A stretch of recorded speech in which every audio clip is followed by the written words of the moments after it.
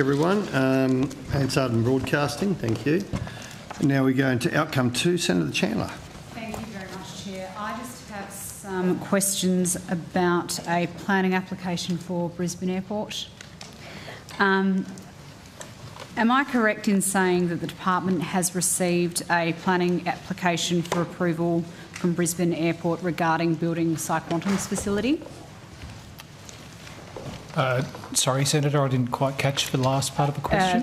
Have you received an application from Brisbane Airport in relation to Psyquantum's facility? I'll defer to... Senator, hello. Sarah Natty, Acting First Assistant Secretary, excuse me, Domestic Aviation and Reform Division. There is a development that is to take place at Brisbane Airport for a quantum physics facility to be undertaken by Psyquantum. And does the department have the application in relation to that development? No, it does not. You haven't received any planning application from Brisbane Airport in relation to the construction of the Psyquantum quantum computer? Not as yet, Senator. Have you received any application in relation to preparation for the land at Brisbane Airport that will be used to build that computer? We haven't had a formal application, Senator, but we have had conversations, as we do about lots of projects in advance of them coming forward via a formal application process, and we have spoken both with Brisbane Airport Corporation and also with our colleagues at Department of Industry, Science and Resources, as they have a financial interest in that project. So, sorry, you said formal application process. Does that mean, have you had any, say, a draft application that has been submitted by Brisbane Airport or some other precursory application that has been submitted by the airport in relation to this project? Senator, it doesn't tend to follow that we have applications in the way that you're suggesting until we get further down the track about what the shape of the project is. Sure. And that hasn't occurred as yet. Sure. So we've had preliminary discussions is what I would characterise it as. With the airport? With the airport and with our colleagues at the Department of Industry, Science and Resources. Ordinarily, in the usual turn of events, once you receive an application for a development on an airport, how long does it take the department to consider that application for approval? Senator, there are a number of kind of gates, if you like, through our regulatory obligations that we need to go through. Before we're in the process of going through our own formal assessment process, the proponent bringing forward a project, which in this case would be Brisbane Airport Corporation, BAC, would have to do a public consultation period, which is a minimum of 60 days for that particular application to go forward so that members of the public can comment on it. And then we have a 50-day statutory timeline for an assessment period for the Minister to consider any application. But that particular process can also be extended if there are requests for further information that are posed back to the proponent. So we don't have sort of an average amount of time, but there are particular statutory timeframes that we need to adhere to. So if the airport, Brisbane Airport in this instance, has to go through a public consultation process in relation to a project, though, they would have started conversations with your department prior to that consultation process occurring, because otherwise, wouldn't they want to be sure that what they were consulting on had the best chance of success when it eventually came to infrastructure for approval? Yes, and that would normally happen through our regular conversations. So we do talk to all of our airports about their forecast projects, and we ensure that those projects, when they do come to us, are consistent with the master plan that's in effect for that particular airport. So it wouldn't be considered to be an unusual activity for us to know those things in advance, and certainly we would have pretty regular conversations. Is there a master plan in place for Brisbane Airport? Yes, there is. Is building a quantum computer consistent with that master plan? I don't see any reason why there would be an inconsistency, but we would check that when the major development plan came forward. There hasn't been anything in our conversations to date that has indicated that that would be inconsistent with the master plan. Nothing in your conversations to date, but at the same time, we don't yet know exactly what this facility is going to look like. So there is still a chance that what could be submitted for your approval is inconsistent with the master plan that Brisbane Airport currently has in place for the site. Yeah, what I can say, Senator, is Brisbane Airport is very experienced with bringing forward its applications. It very much understands its obligations under the Act, and we have been very clear about what the Minister must have regard to as well as what she may have regard to under the Act. And so those conversations are ongoing, but you are correct in saying that until we see the MDP, the Major Development Plan, we cannot say definitively whether it is aligned with the current in-force master plan. What would... I know you said it's hard to give an exact time frame, but what would the minimum time frame be to have an application approved, given the statutory requirements that you laid out around public consultation and the like? You're absolutely right. It's like trying to measure a piece of string, Senator, because these things depend also on whether there is a referral to our colleagues at the Department of Climate Change, Environment, Energy and Water for them to consider any of the requirements under the Environmental Biodiversity Protection, Biodiversity and Conservation Act, EPBC. Act, yep. And so we stop the clock once the referral goes to the EPBC. It also requires our colleagues at Air Services and at CASA to have regard for the application. So it is very tricky, and I would be loath to put a number on it, but I would say that at a minimum around 6 or 9 months would not be unheard of. 6 or 9 months. And so with a project like building a quantum computer at the airport, do you think that's the sort of thing that would trigger the EPBC Act considerations? Because we know they can be it depends on where the site is. It depends on what is within the height of the building. It depends on how much disturbance there is of material, including PFAS material. It depends on whether there are golden sun moths. There are a lot of factors that need to be taken into account. It's impossible for me to say whether it would trigger it until we've seen that MDP. You said that you had been speaking to your colleagues in the Department of Industry, Science and Resources, Senator. Thank you very much. Has there been any conversation with them or any other parties about expediting the application once it is received, the application from Brisbane Airport?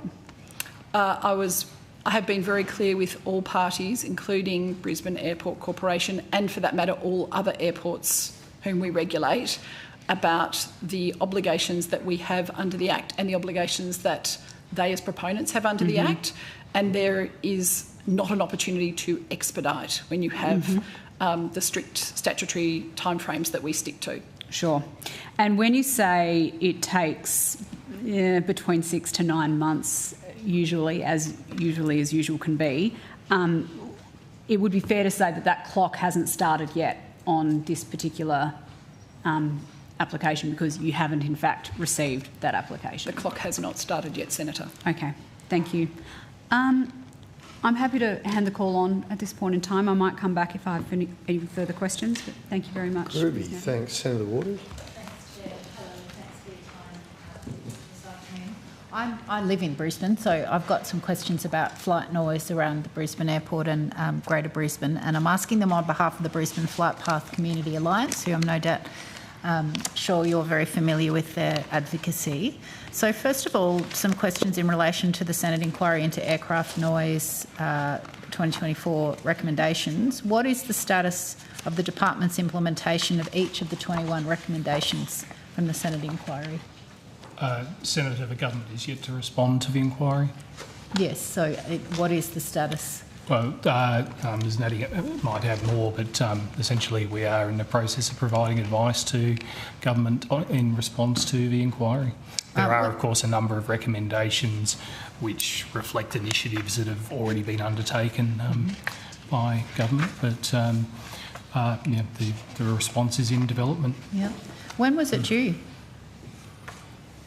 Senator, indicatively, a response is normally due back within 3 months. Yes, so when was that? The 3-month mark would be later this week, and it's indicative only, it isn't a hard deadline. No, I'm not so sure it's an indicative deadline, but that's not the substance of my question. But I think the community would be very disappointed if the deadline was not adhered to. So is there an intention to have it completed by that deadline, the end of the week? The government's response is Yes. currently being drafted, Senator. Yes, and so when are you anticipating having it finished? I haven't got a date yet, Senator. Yeah. Okay, so you're not seeking to meet the 3-month time frame? Can I just ask a follow-up? No, I've got the call. We are doing our best to do the drafting in consultation with a number of other agencies who are also named in those recommendations. Could you say that again? I'm sorry. We're doing our best to coordinate the government's response, noting that we have to coordinate with a number of other agencies who are also noted in those recommendations. Okay. So it isn't only the department responding, the department is coordinating a response for government. Okay. And those others also Excuse me, know about Senator? the 3-month time frame. If I may, I've been advised that we will be responding as soon as possible. So Do you have any sense that's what of I've been what advised. that means, Yes, Minister? that's about as far as I can As go soon at as this point in possible. time, Senator Okay. Waters. All right. Well, it is being watched very closely, so please respond as soon as possible, ideally within the time frame. Have you initiated research into the health impacts of aircraft noise exposure on human health, including sleep disruption and associated economic costs, as recommended in recommendation 2 of the inquiry report? Has that one commenced? Just having a look at recommendation 2.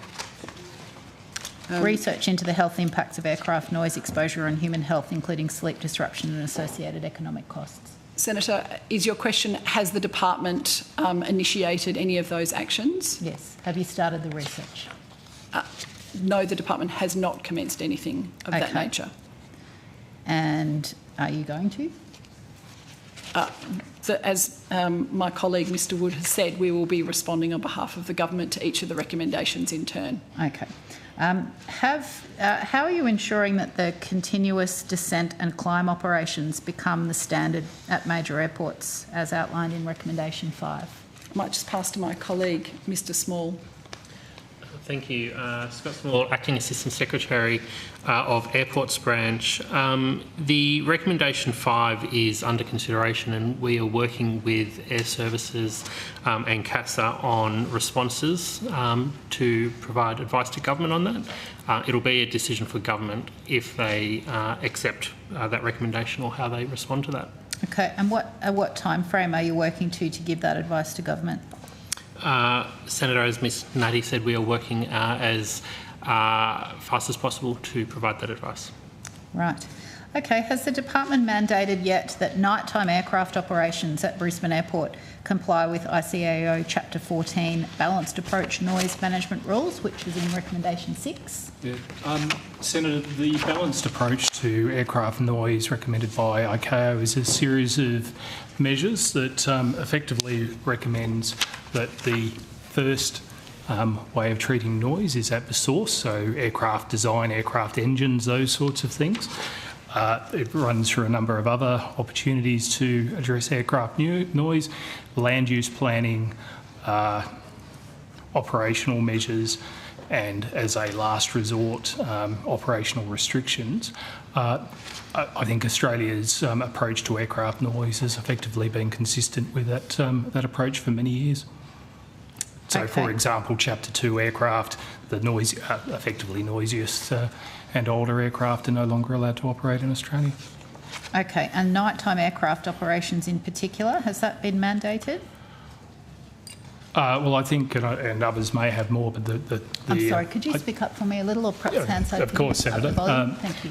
I think the point that I'm making is that the approach to aircraft noise in Australia is consistent with the ICAO balanced approach to noise. We take into account all of those types of mitigations for aircraft noise, be it restrictions on aircraft types, which is something that is done through ICAO, through noise and through aircraft noise standards, albeit through land use planning restrictions.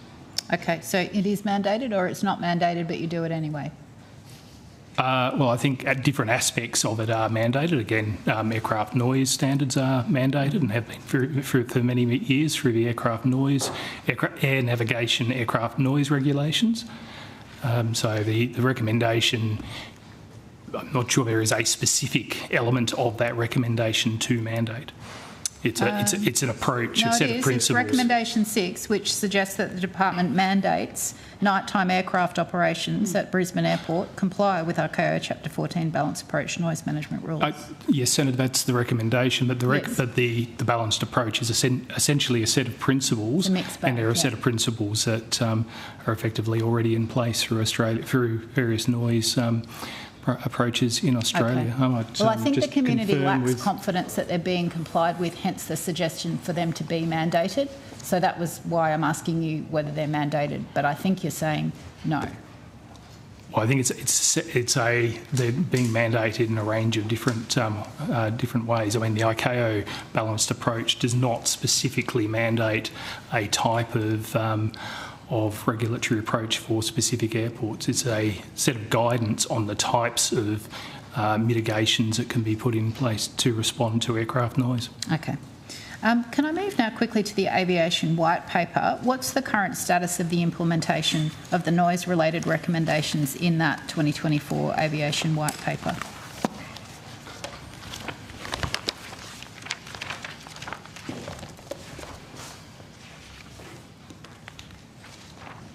Senator, just being joined by my colleague, Mr Vincent. There are a number of actions or initiatives that were in the white paper. While Mr Vincent finds his notes, I will start with initiative 33. Need some glasses.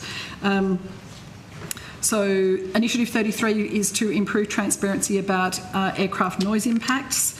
And there are several things that are underway.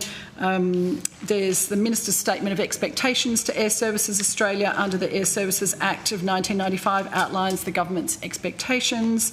Air Services, and you may want to speak with them later as well, Air Services are working to include additional information, and the department understands that additional information regarding Brisbane in particular has been included, and that they will publish a quarterly report on that. Okay, thank you. I do have a series of questions for Air Services later on tonight. I think there's more than just initiative 33 though, is there not? Yes, there is. I'll just hand to Mr Vincent to continue, Senator.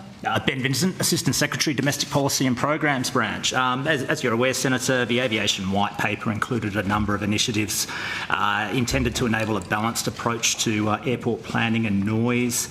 Work is underway on all of those. As Ms Natty just mentioned, Air Services Australia is progressing a range of initiatives around the appointment of an executive for noise and environment, around enhancements to the noise and flight path monitoring system, around best practice consultation in accordance with the community engagement standard.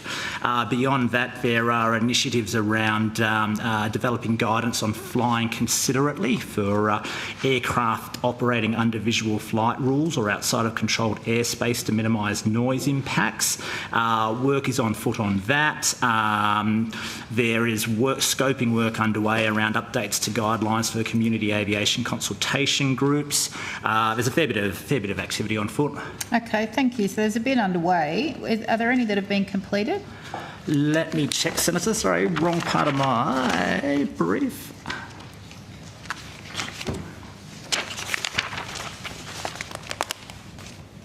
think, actually, let me just check and I'll confirm.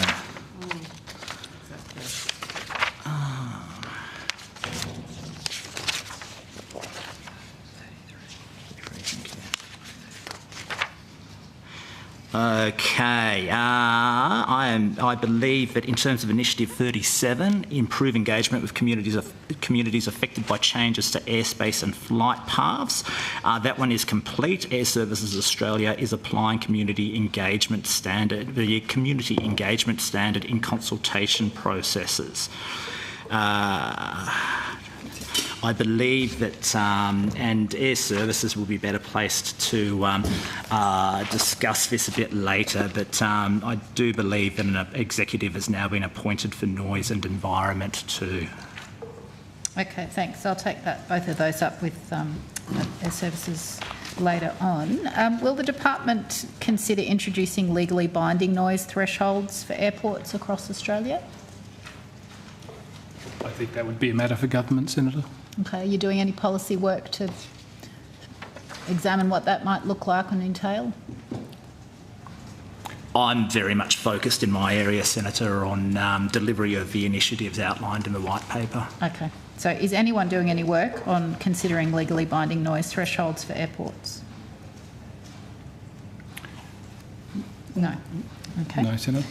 What support and compensation will be given to communities affected by noise exposure if airports fail to meet noise abatement targets?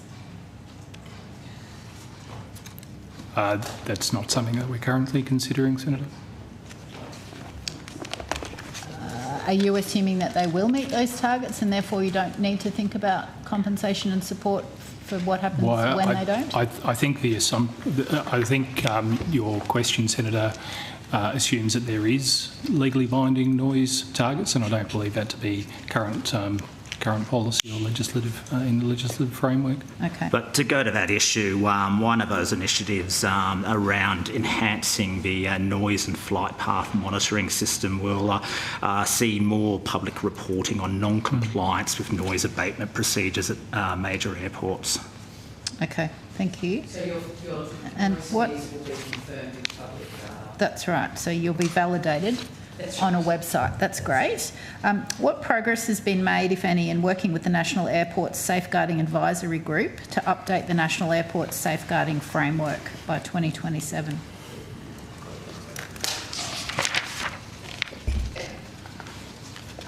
So, Senator, are you referring to, I just want to check that I'm on the right page with you, Initiative 36 relating to improving land use planning outcomes near airports? If that's the one that's about working with National Airports Safeguarding Advisory Group to update the National Airports Safeguarding Framework, then yes. Yes. So there is a review of the safeguarding framework through the period 2025 to 2027. There are under development education materials for local planning officials this year in 2025. And then the third part of that relates to updating the Australian Standard on Building, Siting and Construction in relation to aircraft noise intrusion, also known as or related to AS 2021-2015, the acoustics aircraft noise intrusion through Standards Australia. And any review of that standard is a matter for Standards Australia. Okay, thank you. Just moving quickly to the health impacts of aircraft usage, and again, staying in Brisbane, Acacia Ridge State School is right next to Archfield Airport in Brizzy. Given the known environmental hazards of leaded aviation fuel, especially on young children, what steps has the department taken to ensure compliance with soil and air pollution standards around airports used by lead-based avgas planes? I think what we would suggest is that where there are known environmental impacts, that when they're, and it would depend what they are and who would deal with them in the Commonwealth Government. So some of the impacts that you're suggesting, Senator, such as lead, may or may not be related to aviation gas. and there would need to be some testing and validation of that data before such time as it was presented to the government for any future action. Okay, sorry, you're saying leaded aviation fuel isn't problematic? I'm saying it's only one of the things that might contribute to having lead in a water supply. Yes, okay, but are you looking at what bit you are in charge of and ensuring that your soil testing and so forth? Is that you? Who does that? Yes, so there is a program to test for PFAS contamination at 37 airports across the country, where there is reason to believe that PFAS contaminants exist as a result of the Commonwealth Government having interests in those sites in the past. Yes. Do you test for anything else? At this stage, we're not testing for anything else, Senator. Okay. Who is responsible for enforcing environmental protections under the Airports Act and the Airports Environmental Protection Regs? Senator, we are on the airport side, and effectively the limits of the Airports Act are largely for the airport site, but I think my colleagues will be able to answer in more detail. Just going back to the previous line of questioning around avgas, fuel standards or fuel quality issues are actually the responsibility of other agencies. I think it's, I'm not sure if it's Department of Climate Change, Environment and Water, or if it's Industry, Science and Resources. It's probably DQ now. Okay, so the interaction of that responsibility, which, as you rightly say, would normally be the Environment Department, and the fact that you're responsible for airports under the Airports Act and the Environmental Protection Regs, so who would be in charge of ensuring that the airport is complying with soil and air pollution standards? Would that be you, or would that be the Environment Department? I'll ask Ms Wright to address your question, Senator. Tori Wright, Assistant Secretary, Airport Environment. Yes, that is something that the department is responsible for. Your department? Our department. My branch is essentially the environmental regulator of leased federal airports under the Airports Act and the Airports Environment Protection Regulations. Yep. We have a network of regulatory officers that oversee 19 airports under that legislative framework. Okay, so what steps has you and your 19 people, or perhaps some other organ of the department, taken to ensure compliance with soil and air pollution standards around airports used by lead-based avgas planes? Senator, that particular issue is not one that has been brought to our regulators' attention at that airport. If there is a need to do testing, the requirements are set out under our regulations for how that would be done, which is in accordance with national standards. So the National Assessment of Contaminated Lands, National Environment Protection Measure, things like that apply. Our regulators would require that of the airport. As the environmental manager, they are the responsible entity under our regulations for making sure that said testing would occur, and that information would feed through to our regulators to make sure that that's being done in accordance. How could that process be commenced? Could, say, parents of kids at the Acacia Ridge School write to you and ask that happen, given that they're worried about their children?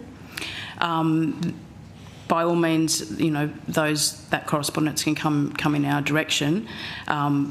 If there is a signal that there is a problem, then our regulators would look at the information that might already exist, and if needed, direct the airport to take said action. Okay, I'm just trying to get at what you would consider a signal that there is a problem to be, so that the community can know what to do to start that process. Sure, that information can be fed to us through correspondence. So that is one way that a flag can be raised. Okay.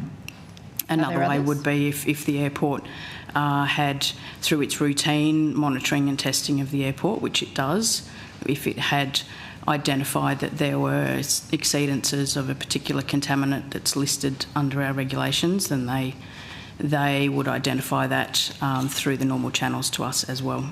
Okay. How frequently do those routine tests get done? For most airports, I think routine soil and surface water and groundwater monitoring is done seasonally, so essentially quarterly. That information is fed through to our regulators. Okay, is that published anywhere, the data? It is usually in the airport environment report that's provided to us as the regulator under the Airports Act requirements. It is not routine for those reports to be made publicly available. That's not a requirement under our legislation, but it is open. The airports are open to publish that themselves. Okay, but if there was an exceedance, the department would notice and do something, one would hope. That's correct, Senator. Okay. Is it correct that each airport's required to maintain the position of Airport Environment Officer, who's responsible for doing that soil and air and water pollution monitoring, ensuring compliance and reporting to the department on the findings of those assessments? So each airport has one of them? Each airport has assigned a regulator, so that's Airport Environment Officer that is an employee of our department. Okay. And it is a requirement under head lease agreements with the airports that that regulatory oversight is provided by that position. And what data have those AEOs for both Brisbane Airport and Archerfield Airport reported to the department in the last 24 months?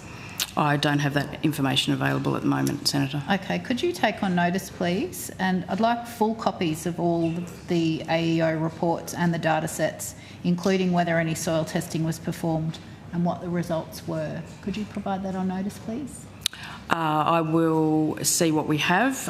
Yes, Senator. I'm not sure of the level of detail that I can provide to you. There are restrictions under legislation as to what information can be shared by our regulators with other parties. So I'll take that on notice. Well, I reckon if they want to take on the investigative powers of the Senate, then that's probably a bigger fight than you or I. But they should be aware that when we ask for stuff, we kind of like to be able to see it. Thank you. According to the Australian Petroleum statistics, over 70 million litres of avgas was sold in 2024 in Australia, resulting in the release of over 40 tonnes of lead into the environment, primarily around airports. What actions has the department undertaken to address the release of 40 tonnes of lead into the environment from avgas sales reported just in 2024?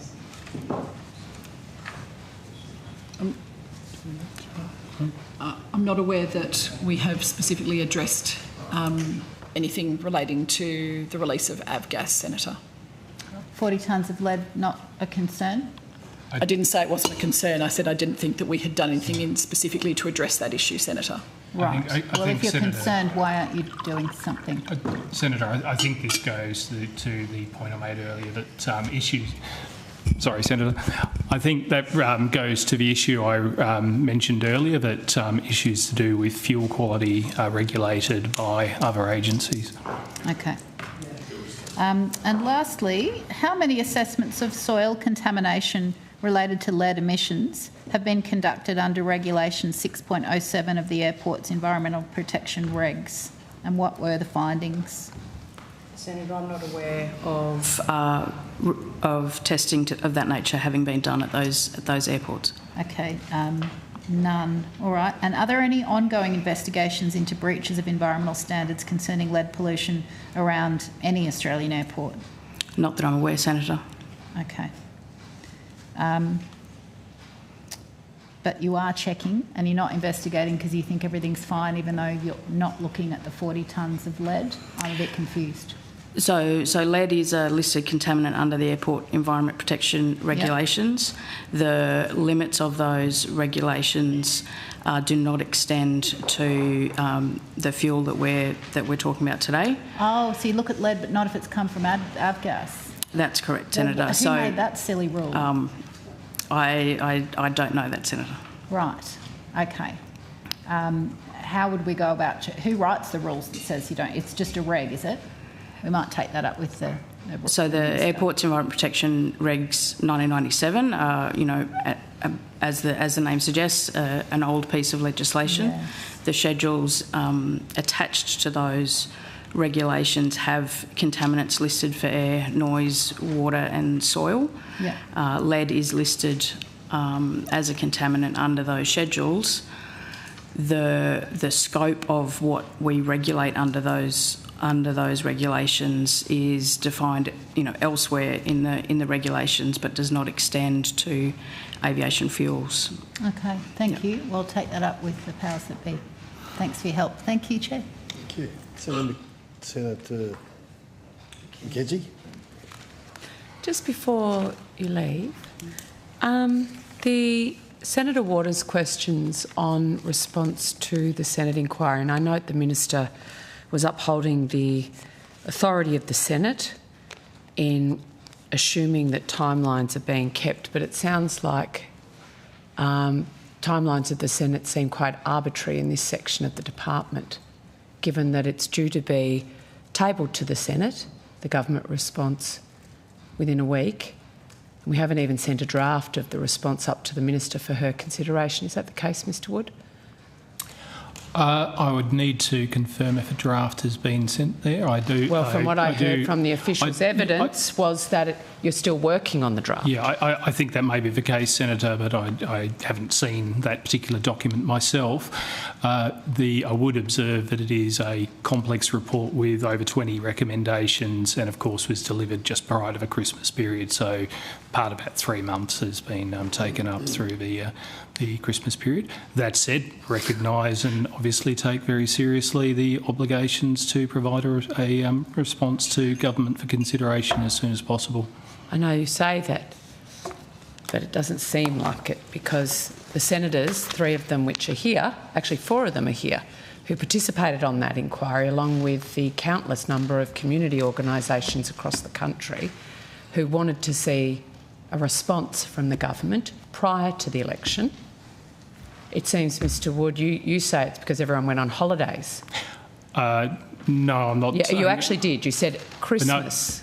Well, Senator, no, the department is shut down for a period through Christmas. I'm not saying that we're on holidays through the whole of December and January, but it was obviously a factor to be able to engage with the right people at the right time. But as I say, the more significant issue is there are 20, sorry, I haven't got the precise number, but over 20 recommendations, some of which are actually quite complex to consider, and I think it's important that we provide the best advice possible to government in the first instance, and then should government accept that advice, to the Senate and the community. So what is your time frame for providing the draft to the Minister? I would have to say as soon as possible, Senator. I'm not sure I can give much more than that at this point. Sounds very hopeful, Minister McCarthy. Do you have confidence that this will get to the Minister in time for her to consider it in an appropriate time frame? I have confidence in the Minister's ability to pursue this, Senator McKenzie. Well, the Minister's not the problem in this regard, but yes. But yes, I know that I know that the Minister will want to respond in an appropriate time to the Senate. Can I just ask, is a cabinet submission being prepared? Senator, that whether this report would need to go to Cabinet is, I think, would need to be a matter for the Minister to consider. Typically, for a government response, it would need to be shared with, I believe, the Prime Minister, and to the extent there are other ministers involved in a response. Many of the recommendations here fall within this portfolio, so whether a Cabinet approach is something that would still need to be considered. So, at this stage, no decision has been taken to go to Cabinet on this response? To the best of my knowledge, Senator, but I'd need to confirm with others as to whether... Given the Prime Minister's interest in this sort of stuff, I'd be surprised if it didn't. But no submission's being prepared right now.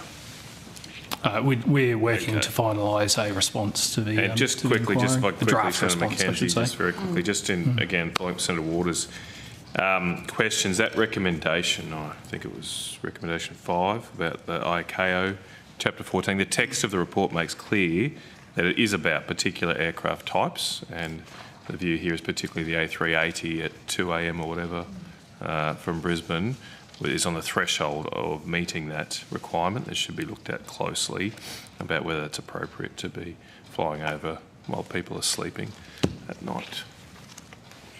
It would seem from the timeframes outlined to the committee today that it is highly unlikely that this will be dealt with prior to the election, which is incredibly disappointing for the people that took the time out to give us the evidence that they did through this inquiry. I have questions about the emission standard.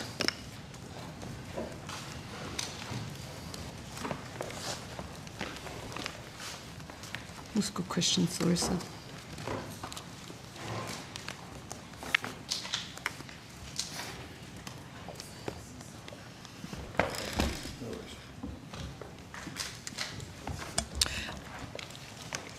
Just prior to, sorry, Secretary, I know Ms Hall was going to get me the road toll numbers.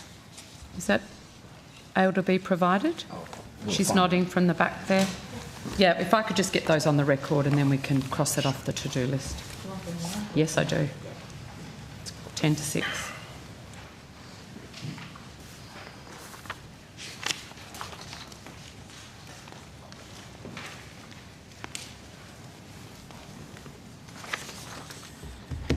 So national annual road toll deaths and percentage change for over the last 10 years from December to December, which I can table as well. In 2015, 1,206, with the change from the previous year of up 4.9%. In 2016, 1,294, with a up from another 7.3%. In 2017, 1,223, which was a decrease by 5.5%. 2018, 1,135, which was a decrease of 7.2%. In 2019, it was 1,186, which is an increase of 4.5%. In 2020, which is obviously COVID year, it was 1,097, which was a minus 7.5%. And then in 2021, it was 1,130, which was an increase of 3%. In 2022, it was 1,178, which was 4.2% increase. In 2023, it was 1,258, 6.8%, and 2024 it was 1,300, which is a 3.3% increase. So they're all roughly around the 1,200 to 1,300 over the last 10 years. Too many. Thank you. Okay. I want to go to, thank you, Ms Hall, AFR report on the Motor Traders Association submission. There was an article, which I'm sure you all will have read, in the Fin Review stating, and I quote, "Car makers are struggling to adapt to tough new vehicle emission standards, which could impose an extra $2.7 billion in costs on manufacturers." The article also went on to say that the association forecasts the penalty per vehicle by 2029 ranges from an extra $4,574 per car for an Isuzu to $4,348 for a Mazda or $2,855 for a Toyota. Is the Motor Traders Association correct? Will the price of any Australian vehicle increase because of the new vehicle emission standards, Mr Wood? Sure. Thank you for the question, Senator. Tristan Cathage, Assistant Secretary, Reducing Surface Transport Emissions Branch. Yes, we're aware of those statements by the MTAA, Senator. Aware that the analysis undertaken by that organisation is based on the current lineup of vehicles and it assumes that vehicle suppliers stand still. We don't agree that they will stand still. We think that we can see some changes in the market as vehicle suppliers improve the efficiency of their vehicles. As we've said to you on previous occasions, Senator, we don't believe that vehicle suppliers will endeavour to pay penalties. So you don't agree that the price of vehicles will increase as a result of the emission standard change? Well, just as a matter of history, Senator, when vehicle standards have been introduced in other jurisdictions, prices have not increased. We'll get to that.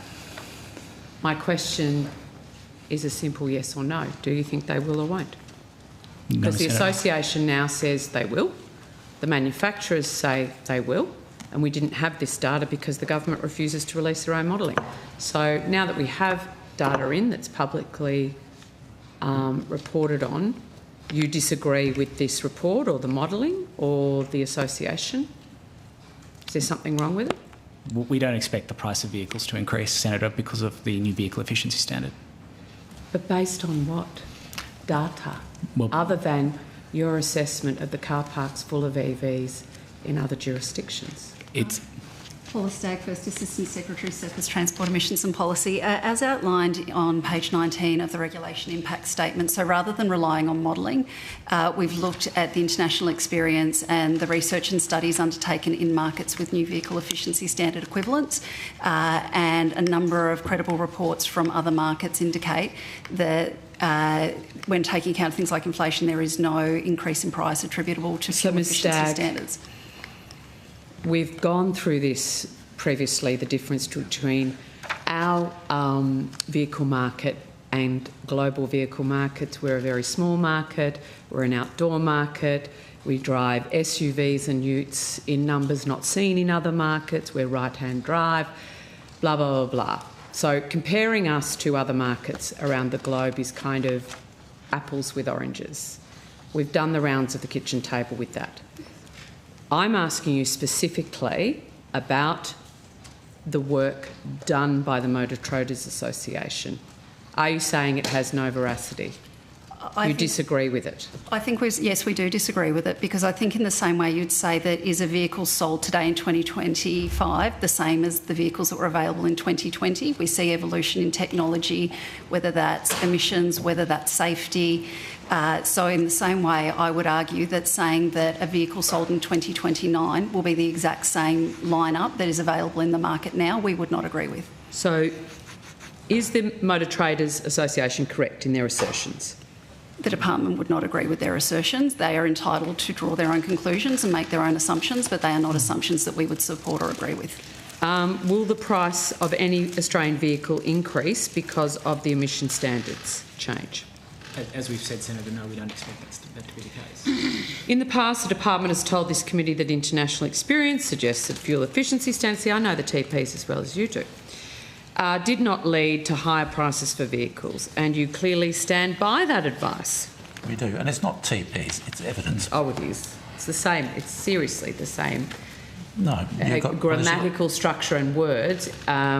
So it's all good. It's about consistency. You don't want inconsistent responses, Secretary. We want evidence-based responses. Yes, and that's what I would love to see the evidence on which you base this response on, but you refuse to release it. No, we've No, as you say, we've been around the houses on this many times, Senator. Release it. Release the modelling you based it on.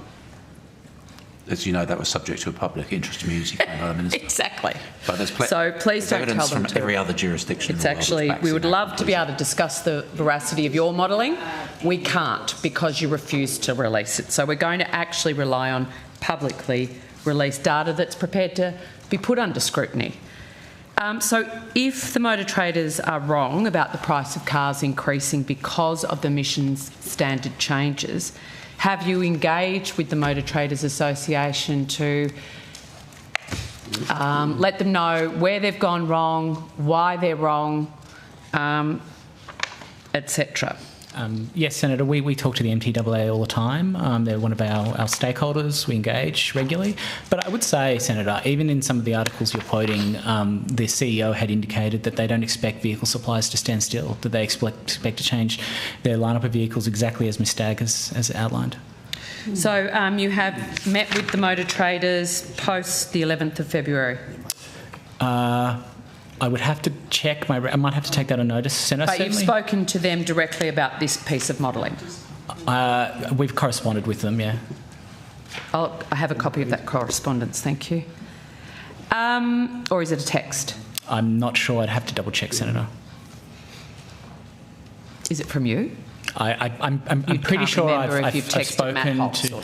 I'm certain that I've either called him or texted him or sent him an email of some sort. In fact, I can say with certainty now that I recall I have emailed Matt about the. There we go. We got there in the end. Yes. Excellent. Oh, Mum. Have you engaged with car makers to determine whether these claims of price increases are valid or not? So we have engaged with vehicle suppliers, Senator, during the development of the legislation and post the development of the legislation. But since they've released their modelling saying this is going to drive up the cost of Isuzus, Toyotas, Mazdas, Have you actually spoken to them since they've had the guts to release their public modelling saying it will drive up the cost of family cars and utes for everyday Australians? Has the department reached out to the car manufacturers to double check whether they're right, seeing you running around saying they're wrong? Well, Senator, I don't think we've met with vehicle suppliers on this topic since the 11th of February, if that's your question. My question is, seeing they're saying it's going to drive up prices, you're saying it's not, this year, yeah. You'd think you'd catch up with them. Mr Wood, have you met with them? With car manufacturers, no, I have not, Senator. No? Okay. There's a very extensive consultation led through to the framing of the legislation. And it was no, it wasn't. It was very rushed, as I recall, so rushed that we couldn't even have a debate about it in Parliament, let alone an inquiry. Extensive consultations. No, that's not what industry says. Well, industry doesn't want to change. Did you provide advice to Minister King about the claims made by the motor traders about this policy driving up the cost of cars for everyday Australians? We provided advice to the government through the creation of the legislation and the development of the impact assessment, Senator. No, we you're haven't not listening provided... to my question, Mr Cathage, because we've done this a few rounds so far. The new evidence to this committee is the release of the Motor Traders Association modelling, which says the price of cars that Australians need and love to drive is going to go up because of this government's car and ute tax. And I want to know if you've briefed the minister on that fact. So, Senator, we haven't briefed the minister on the most recent articles that you have cited. Or the modelling? I would observe, Senator, that the MTAA did release part of its modelling prior to the introduction of the legislation, and we worked with the MTAA on developing the legislation and making changes to it. I'm aware that the MTAA stood with Minister Bowen and Minister King. Yeah, no, we all saw that. No, let's not go over it. With limited time. So it's about the Motor Traders Association, which is actual data on the table. You don't agree with it, that's fine. You don't have to agree with it, but I'm assuming you would have briefed your minister on it, because she'll be the one that has to go out and do media on it. She's the one that's going to get attacked on it. And you're saying you didn't brief her on the Motor Traders Association analysis? Not in detail, no, Minister. Righto, not in detail. Well, thank God. I hope she reads the Financial Review. I think the most concerning, well, one of the more concerning aspects of this legislation that comes to light with the Motor Traders analysis isn't just that the cost of cars and utes go up and SUVs, but that hybrids effectively are taxed under this legislation as well, and that hybrids, which are sort of that transition vehicle to a low emissions future, particularly in a country like Australia, where you have long distances to travel and not a lot of charging infrastructure in between at the moment. Why is the government targeting hybrids for penalties, given the important role that hybrids will play in a decarbonised transport sector going forward? Senator, I would say the legislation is technology neutral. It really only looks at the characteristics of the vehicle, and so it really depends on the characteristics of the vehicle that we're talking about. So, for example, a mild hybrid, its emissions value might be relatively high, whereas a PHEV or other hybrids might actually have lower emissions and so be awarded units under the legislation. So you, again, disagree that this piece of legislation, this change, targets hybrids? I would say that the legislation seeks to improve the efficiency of vehicles. If that efficiency improves through hybridisation, then vehicle suppliers will be advantaged under the legislation. I'm trying to understand the increased cost for Australians under this piece of government policy. So manufacturers can avoid those increased costs for Australians by adapting the vehicles that they supply to meet contemporary standards which are accepted in other jurisdictions where fuel efficiency standards have been in place for some time. But the problem, Secretary, is the cars that Australians need and love to drive, the timelines for manufacturers to get these type of choices out of the production line through the R&D process and off the production line aren't able to be met under how the government's constructed this, because not Minister King but Minister Bowen has gone to the transport sector to fix his failures in other aspects of his policy, but I'll pursue that later on. As we pointed out earlier, the transport sector will be the biggest emitter in the Australian economy, and light vehicles constitute a very significant proportion of those emissions. So without a fuel efficiency standard, you can forget about decarbonisation. So, Mr Betts, is this just the price that Australian families have to pay? If the motor industry does its job and adapts to the standard, that price won't go up, as has been demonstrated in other jurisdictions. Senator Minister McCarthy, you live in the NT. How many EVs are travelling between Alice, Catherine and Darwin? Well, I'd certainly like to have a look at one myself, Senator Mackenzie, but I must admit I do like my trusty four-wheel drive. But I can say we've more than tripled the number of EV choices on offer since coming to government, and I do know that more than a quarter of the vehicles sold in Australia now are either hybrid or electric. So we know when we came to government there were just 45 EVs on the market, Senator, and now there's over 160. But I would be more than happy to canvass Territorians on your question and find that out for you. I think we'll canvass them for you. I think the CLP will canvass that one.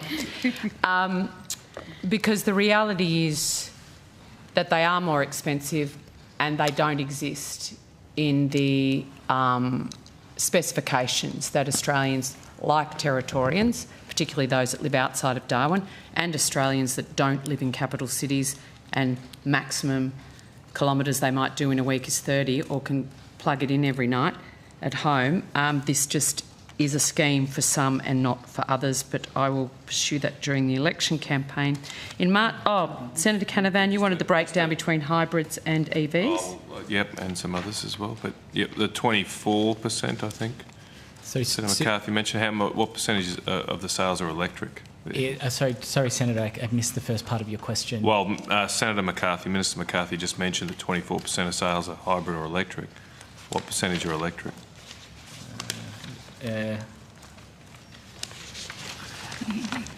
I'm not sure I have that. So do you have that number? Look, I said that, well, yes, certainly. When we came to government, there were just 45 EVs on the market. Senator Canavan, now there's over 160. I'm asked for the percentage of sales that are electric. I don't have the percentage of sales here, but we might be able to find that. I mean, Senator, we might be able to take that on notice and provide it to you today. Yeah, we're not taking anything on notice past today. We'll see if we can get that quickly. Now, yeah, if I can ask a couple of others. Oh, yeah. Can I just go through these and then you knock yourself out? What advice has the department received about why the Motor Traders Association now has concerns about costs of the emission standards being passed on to the consumer? Senator, we just we've seen the reports. We've corresponded with the NTAA. Did you get a response to your email? Yeah, I did, Senator. That's correct. What did he say? Provided us with the NTAA's budget submission for us to consider. That's it. That's correct, Senator. You're not aware of specific concerns from the MTAA? No. So the Motor Traders stated that without further adaptation of product offerings, the emission standards will impose an industry-wide penalty of $2.8 billion. Do you accept the MTAA's position? Well, I think the answer is some ways in that quote, Senator. Without adaptation, we fully expect that vehicle suppliers will change their lineup of vehicles to become more efficient. What about the consumers? Isn't it? Well, the consumers buy them. There's plenty of models available. The issue is they're not buying them. Because Senator McCarthy and we love our four-wheel drives. So a consumer's going to adapt. Well, I mean, slug them. What we've seen in other markets is that new vehicles brought out all the time. And I mean, if it's helpful, Senator, where industry sources tell us that there are 50 new EV and PHEV models that will be hitting Australian markets in 2025. 8 new brands. That's the EV industry. The issue is the consumer, though. Australians don't like them. The top 10 brands and cars that are sold in this country are four-wheel drives or utes. And as you've noted, Senator, hybrids are also hitting the markets. The BYD Shark, for example. Four-wheel drives and utes exist in other jurisdictions with fuel efficiency standards. No one wants to drive an F-150 down their country town. Like, that is like OTT for Australians. I wasn't the point. You do, but you are in the minority. I'm a Ford guy. It's a big truck. Yeah. Okay, let's save that for offline. Okay, when you talk about other jurisdictions, we've got the EV uptake in Europe is slowing, and on the 20th of January, US President Trump signed an executive order that would eliminate the electric vehicle mandate. What assessment has the department done on the flow-on impact of President Trump signing that executive order on the Victorian industry? Oh, sorry, the Australian industry. So we're aware of the executive order signed by President Trump, Senator. We understand that seeks to initiate a review of the US standards. We are monitoring the situation closely. And we'll what, you're just watching the TV? Yeah, watching CNN? Well, it is a review, Senator. We do need to take account of the findings of that review. So what work have you done? Have you done any analysis, or are you leaving that to Treasury? It's a review. So we don't have anything to assess at this point. They've announced that they're undertaking a review. We will, of course, watch with interest as we do developments internationally and see what the outcomes of that review are. What do you think might happen? That's a matter of speculation. Really? Senator. Yeah, you can. Can I ask a follow-up? Yeah, sure. Just which executive order are you referring to? I can't remember the number, Senator. I would have to go check my notes. Well, I have one here, Unleashing American Energy, signed January 20th. And Section 2 of that says that the policy of the United States, there's a range of them, but subsection E is to eliminate the electric vehicle mandate, promote true consumer choice. It goes on a bit more, but that's pretty clear to me. Like, where's the review coming to that? So I think an EV mandate is a bit different to the standards that might exist at the state level and at the federal level, Senator. But if it's helpful, we can take on notice the executive order. I think it's pretty clear it's going to go. Yes. Anyway, but so you haven't redone the modelling, because I remember when we discussed this, a big part of your case was, well, America's got these standards, Europe obviously has these standards, we should too, and it won't make much difference. It would seem very clear that America's not going to have these standards very soon. What will that leave our car industry, our car sales industry, and consumers in if the US does walk away from it? Is there any work being done on that? Well, as I said, Senator, we'll be watching the results of the review carefully. I mean, I would observe that there are quite a few countries that have put in place fuel efficiency standards. So European Union, Canada, New Zealand, United Kingdom. All members of the OECD apart from Russia. Yeah. Oh, that one. Okay. Are you committing to repealing the efficiency standards? We didn't vote for it. No, but is that what you're saying? You can ask us that question after the election. Yeah. Oh, you're not prepared to say. That's a bit like you. It's a bit like the coalition. If I Not get the interested great in answering opportunity. any questions before the election.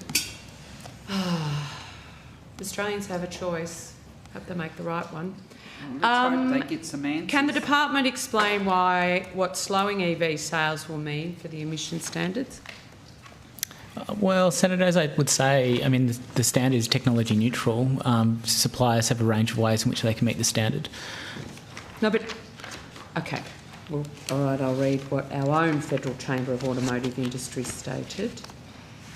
What if Australians, to Senator Canavan's point, don't want to buy EVs, like we're seeing in other jurisdictions? They don't move out of the lots. So what will that mean to the emission standards more generally if Australians don't choose to buy an EV, if they choose to just keep their existing vehicle in the garage for longer? Well, Senator, I wouldn't want to speculate, but I mean... You haven't thought about it, have you? Well... that response tells me you haven't even conceptualised that Australians won't pay more. Other jurisdictions have fuel efficiency standards.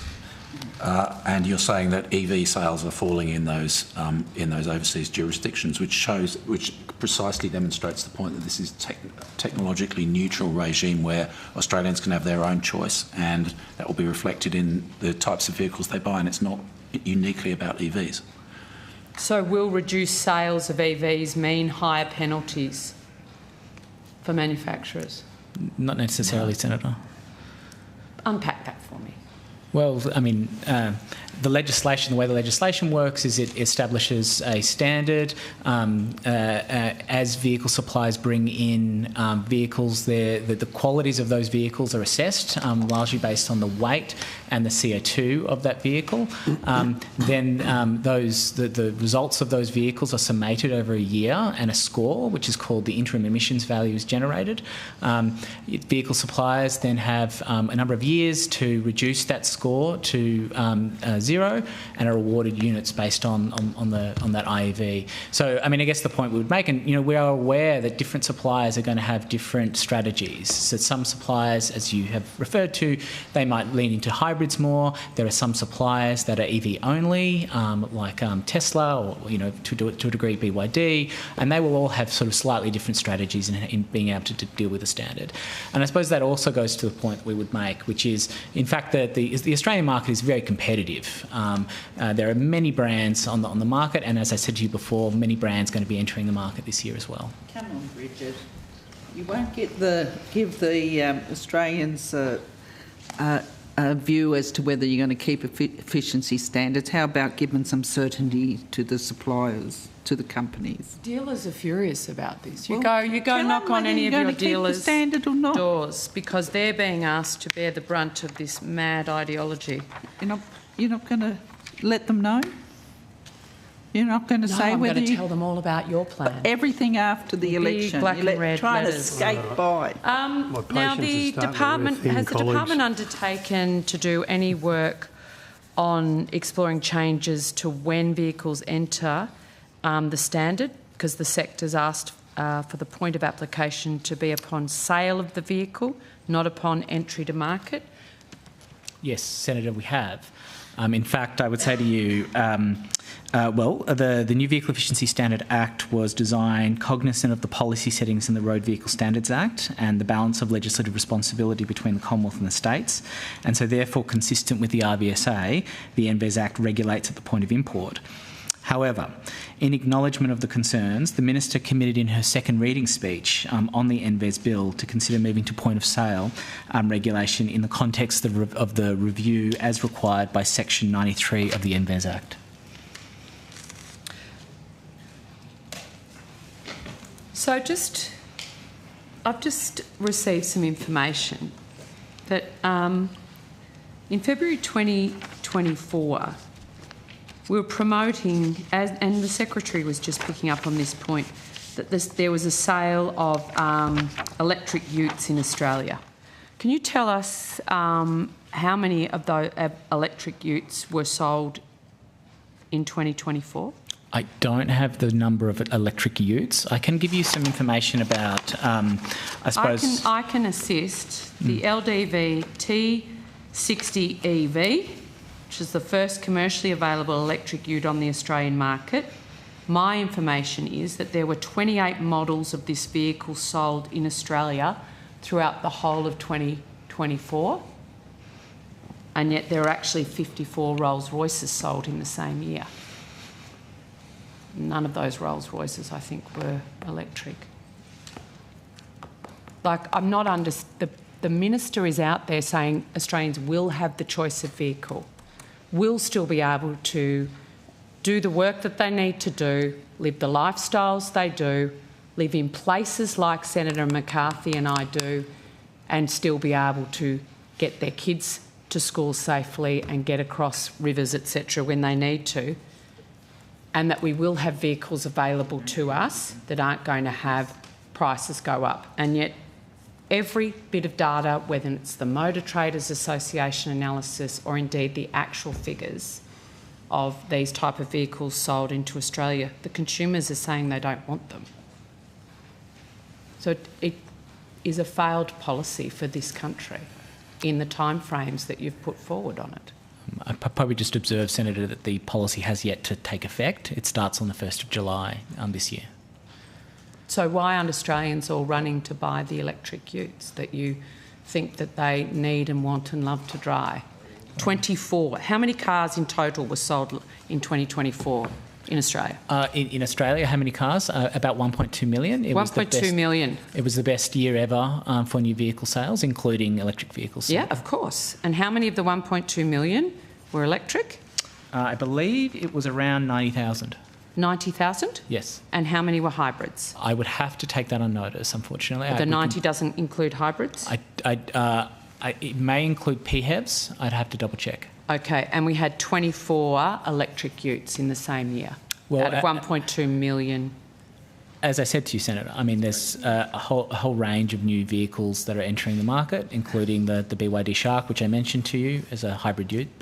Aren't we going to be effectively subsidising Chinese EV manufacturers as a result of this policy? As the competition decreases and manufacturers withdraw from this very small market globally? Well, I mean, I'd say, Senator, as I said, 64 brands in the Australian market, so quite a competitive market. It's really a matter for vehicle suppliers how they engage with the law. There's lots of different strategies available to them. I would observe that a number of different suppliers have said they will be able to bring in different technology to be able to decarbonise their... and when they've actually done the analysis and provided it publicly to say it will increase the cost of cars for Australians, you choose, and Ms Stagg, you have given evidence to this committee that you don't agree with that analysis. That's correct, Senator. Okay. Today I would not buy a car that was a 2020 model. I would be looking, if I was buying a new car, to be buying a 2025 model of the vehicle.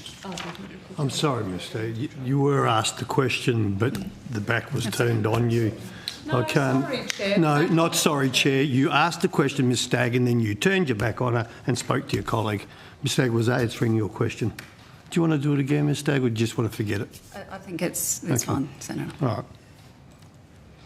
Now, any other questions before we knock off at 6:30? There's hours more to go. I said, is there any more questions? I didn't ask how long we got to go. Oh, I tell you what, if you want to go off and start campaigning now, I'll give you a lift to the airport. I'll bring that for free. But I don't think I'll be that lucky. On Department Clean Cars, .gov.au website, it states it will host regular industry engagement sessions, including in-person workshops, monthly webinars and fortnightly meetings of technical working groups. How many industry engagement sessions have been held? A range, Senator. So we have had to date 2 face-to-face industry roundtables. We have hosted monthly webinars, I believe, since September last year. And as you have rightly pointed out, we have established 2 industry working groups that meet each fortnight on alternative fortnights. So one that's set up to look at the information technology build that's required, and the other, which is the emissions working group, that is looking at some of the emissions work we're doing as part of AD.R.C.A 81. How many engagement sessions have actually been held? I count them numerous. I'm happy to take on notice and can come back to you. As I said, monthly webinars since I think September, fortnightly engagement at the working group level, and of course 2 face-to-face. Those face-to-face work roundtables were also followed up with online roundtables with international brands so that they could join us at a more reasonable time in their jurisdictions. You can do the if you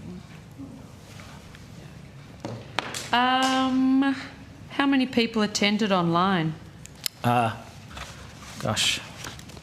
was more than 60 in terms of the international engagements. 60 international from manufacturers? Or just other departments? No, vehicle suppliers, industry groups, interested brands, other government officials. Yeah. Sorry. Thank you. Who sits on the technical working groups? Vehicle suppliers. So we, members of my team and members of Ms Najjar's team, host those working groups. Vehicle suppliers nominate representatives to be part of that. We also have vehicle industry representatives, for example, the Federal Chamber of Automotive Industries and others that participate in those discussions. Okay, and what's been the feedback from industry on this level of engagement? I think it's been quite positive, is how I would characterise it. We were talking to one supplier who indicated that they thought that the department had done an excellent job at engaging with industry. We're, of course, always open to feedback from the industry about how we can do this even better. You heard that? And indeed, I guess we've had a roundtable last year, and one of the comments was, well, where is it that we can work even closer together? Excellent. Questions from the floor. How many models of electric utes are for sale on the Australian market? I don't have that information with me, Senator. Are you referring to EV-only utes or hybrids? I'm happy with whatever. You're talking technology agnostic. I'm only familiar with diesel and petrol versions. You're telling me I'm going to get more choice. I'm interested to understand how many different models do I have other than the one that the Minister Bowen was promoting, of which 24 was sold in 24. I don't have the number of models that are available on the market right now. Does anybody know how many new electric utes have found their way to the Australian market as a result of this government's policy change? Well, I would say, Senator, as I mentioned before, the policy hasn't yet started. No, I know, but these are long, you know, you're not going to suddenly have the policy change and they all arrive. It takes a long time for dealers in particular to get cars on the shop floor, get their teams across why they need to sell them and what are their strong points, etc., etc. So, to your knowledge, there's been no increase in models of electric utes for sale on the Australian market. I wouldn't agree with that, Senator. I mean, but you don't know. Well, I can't give you a statistical number, but I can say to you, for example, just really, I mean, the obvious example is the example I mentioned before, the BYD Shark, which is a hybrid ute, and you know, obviously it's a competitive market, so we'll see how that goes. So one. All right.